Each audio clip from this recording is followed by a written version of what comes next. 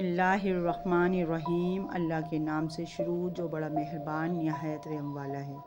السلام علیکم دوستو، کائنات اسلام میں خوش آمدید۔ ایک پیاری دعا کے ساتھ، اے رب العالمین ہمیں ہر آنے والے دکھ، تکلیف، ذلت، رسوائی، مصیبت اور پریشانی سے محفوظ فرما، آمین۔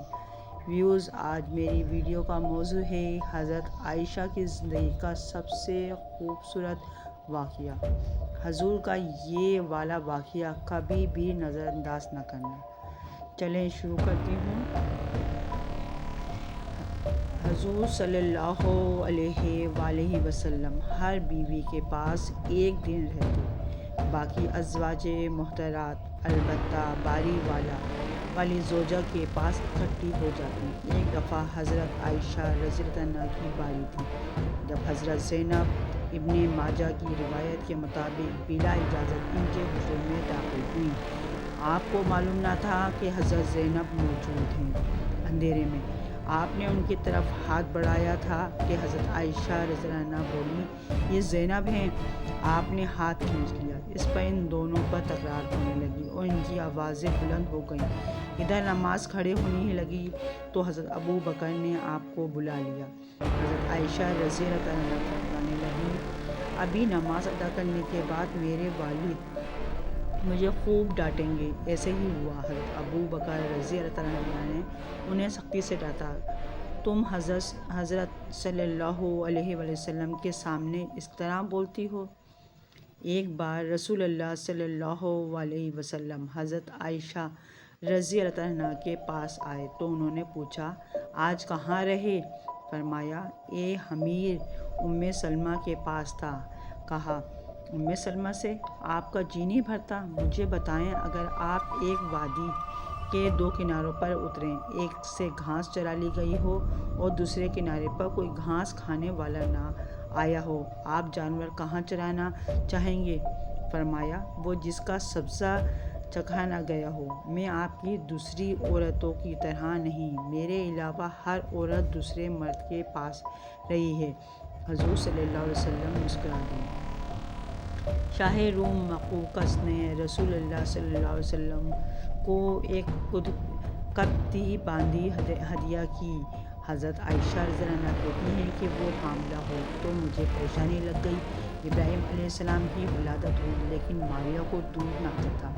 آپ نے بچے کے لیے دودھ دینے والی بھیڑ خریدی، جس کا دودھ پی کر وہ موٹا اور سرخ و سفید ہو گیا۔ ایک دن آپ ابراہیم علیہ السلام کو اپنی گردن پر اٹھا کر لائے اور پوچھا، عائشہ، بچے کی مجھ سے مشابہت کے بارے میں کیا خیال ہے؟ میں نے تاپے کی وجہ سے کہا، مجھے تو آپ سے کوئی مشابہت نظر نہیں آتی۔ فرمایا، بچی کے صحت کے بارے میں کیا کہتی ہو؟ میں نے کہا، جو بھیڑوں کا دودھ پیتا ہو وہ ایسے ہی ہو جاتا ہے۔ حضرت عائشہ رضی اللہ عنہا فرماتی ہیں، میں ان عورتوں سے چڑھتی تھی جو اپنے آپ رسول اللہ صلی اللہ علیہ وسلم کو ہبہ کر دیتی تھیں۔ میں کہتی تھی، بھلا کوئی عورت اپنے تئیں ہبہ کر سکتی ہے؟ جب اللہ تعالیٰ نے یہ آیت اتاری، اے نبی، اپنی بیویوں میں جس کو چاہیں الگ رکھیں اور جسے چاہیں اپنے پاس رکھیں اور جسے چاہیں الگ کرنے کے بعد واپس بلا لیں، اس میں بھی کوئی حرج نہیں۔ تو میں نے کہا، مجھے لگتا ہے آپ کا رب آپ کی خواہش پوری کرنے میں جلدی کرتا ہے۔ ابن حجر کہتے ہیں، کئی صحابیات نے اپنی جان رسول اللہ صلی اللہ علیہ وسلم کو بخشی، مگر آپ کسی ایک کو نکاح میں نہ لائے، کیونکہ یہ آپ کے منشا پر موقوف تھا۔ بطریقہ نبی کریم صلی اللہ علیہ وسلم اس کو اپنے نکاح میں لانا چاہے۔ ابن حجر نے حضرت میمونہ رضی اللہ تعالیٰ عنہا کے واہبہ ہونے کا بھی رد کیا ہے۔ ام المومنین حضرت سودا بنت زمعہ نے اپنی باری کا دن حضرت عائشہ علیہ السلام کو دے دیا تھا، چنانچہ حضرت حضور صلی اللہ علیہ وآلہ وسلم حضرت عائشہ رضی اللہ عنہا کے ہاں 2 دن قیام فرمائے۔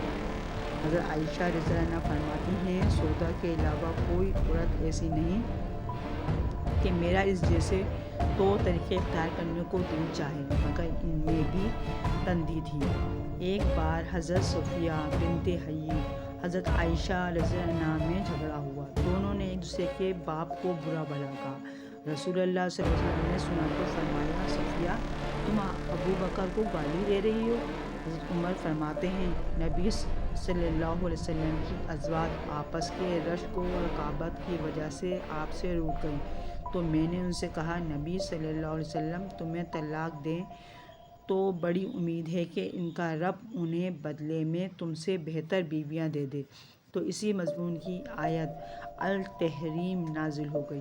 ایک سفر میں نبی صلی اللہ علیہ وسلم کے ساتھ جانے کے لیے حضرت عائشہ رضی اللہ تعالیٰ عنہا اور حضرت حفصہ کے نام قرآن نکلا۔ رات کے سفر میں گفتگو کرنے کے لیے آپ حضرت عائشہ رضی اللہ تعالیٰ عنہا کو اپنے ساتھ رکھتے تھے۔ حضرت حفصہ کو اس پر رشک آیا۔ انہوں نے حضرت عائشہ رضی اللہ عنہا سے کہا، تم میرے اونٹ پر سوار ہو جاؤ اور میں تمہارا اونٹ پکڑ لیتی ہوں، دیکھتی جاؤ کیا بنتا ہے۔ رسول اللہ صلی اللہ علیہ وسلم حضرت عائشہ رضی اللہ عنہا کے اونٹ کے پاس گئے اور حضرت حفصہ کو سلام کیا۔ رات بھر کے سفر کے بعد پڑاؤ کا وقت آیا تو حضرت عائشہ آپ سے دور رہ گئیں۔ وہ نبی صلی اللہ علیہ وآلہ وسلم سے شکوہ تو نہ کر سکتی تھیں، اس لیے زمین پر اترتے ہی اپنے پاؤں اصغر گھاس میں ڈال دیے جس میں سانپ بچھوؤں کا بسیرا ہوتا ہے، اور رنج کے باعث دعا کرنے لگیں، اے رب ڈسنے کے لیے مجھ پر کوئی سانپ بچھو مسلط کر دے۔ نبی صلی اللہ علیہ وسلم اپنی ایک زوجہ حضرت عائشہ رضی اللہ عنہا کے پاس تھے۔ اتنے میں ایک دوسری بیوی حضرت زینب رضی اللہ عنہا نے کھانے پر رکابی بھیجی۔ حضرت عائشہ رضی اللہ عنہا نے جس کے ہاں نبی صلی اللہ علیہ وسلم تھے، لانے والے خادم کے ہاتھ پر ایک ضرب لگائی تو رکابی گر کر ٹوٹ گئی۔ آپ نے رکابی کے ٹکڑے اور گرا ہوا کھانا اکٹھا کیا اور فرمایا، تمہاری اماں ام المومنین کو رشک آ گیا تھا۔ خادم کو روک کر آپ نے گھر سے نئی رکابی دے کر رخصت کیا۔ حضرت عائشہ صدیقہ رضی اللہ تعالیٰ عنہا کی ایک رات سوتے وقت میرا جسم آپ صلی اللہ علیہ وسلم کے جسم سے مل گیا۔ آپ صلی اللہ علیہ وسلم نے فرمایا، عائشہ کیا تم مجھے اس رات رب کی عبادت کی اجازت دیتی ہو؟ میں نے کہا، واللہ مجھے آپ کا قرب پسند ہے، تاہم میں آپ کی خواہش کو ترجیح دیتی ہوں۔ پھر آپ صلی اللہ علیہ وسلم نے قیام کیا اور رو رو کر قرآن پاک کی تلاوت کی، حتیٰ کہ آپ کے کندھے مبارک بھیگ گئے۔ پھر آپ صلی اللہ علیہ وسلم بیٹھ کر تلاوت کرتے رہے حتیٰ کہ آپ کے پہلو آنسوؤں سے تر ہو گئے۔ پھر لیٹ کر تلاوت کی اور روتے رہے حتیٰ کہ زمین تر ہو گئی۔ آپ صلی اللہ علیہ وآلہ وسلم کے پاس جب حضرت بلال رضی اللہ تعالیٰ عنہ آئے تو انہوں نے کہا، یا رسول اللہ صلی اللہ علیہ وآلہ وسلم، میرے والدین آپ پر قربان، کیا اللہ تعالیٰ نے آپ کے آئندہ اور گزشتہ تمام گناہ معاف نہیں کر دیے؟ فرمایا، بلال پھر میں شکر گزار بندہ نہ بنوں۔ اللہ تعالیٰ نے مجھ پر اس رات یہ آیت نازل فرمائی، یعنی آسمان و زمین کی پیدائش میں دن رات کی گردش میں اہل عقل کے لیے نشانی ہے، جو اللہ کا ذکر کھڑے بیٹھے اور لیٹے ہر حال میں بجا لاتے ہیں، اور وہ زمین و آسمان کی پیدائش پر غور و فکر کرتے ہیں اور کہتے ہیں، اے ہمارے پروردگار، تو نے سب کچھ باطل پیدا نہیں کیا، تو پاک ہے، ہمیں آگ کے عذاب سے نجات عطا فرما۔